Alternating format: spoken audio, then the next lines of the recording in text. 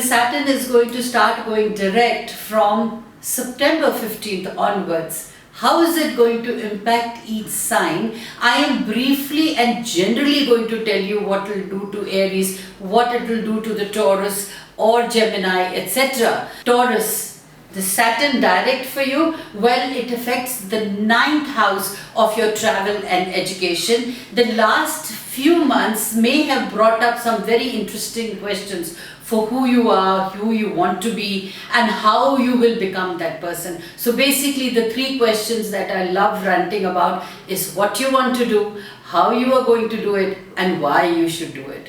Your family may have raised or taught you to believe in one thing, but since your maturity levels are rising, you have begun to explore yourself and other belief system, and it has created some kind of a friction in your life. Don't call it friction. Call it that you've become aware now and you have the freedom to choose. If you haven't got the freedom to choose, at least now you can argue yourself out and have a freedom of conviction. Being convinced of what you believe in, you could always explain your place. Now the quest for truth may have been difficult stretch for you over the past few months. If you went through a change in your life related, like chances are you may want to go back to your education, chances are that you want to do major shifts in your career, or you may also want to have a new set of social circle. It all has to do with your psychological and emotional impact on you. The 9th house is associated with travel. If traveling is something that you enjoy doing, it might not have been possible or delayed due to financial restrictions. Well, start scheduling yourself now, get the paperwork complications out of the way, and perhaps you will love to travel. In case if you do not like to travel, let's say Taurians like to be stuck in a routine, then now is the time when you give it a new thought, think out of the box, go to new places, because it's definitely going to make you a whole new person.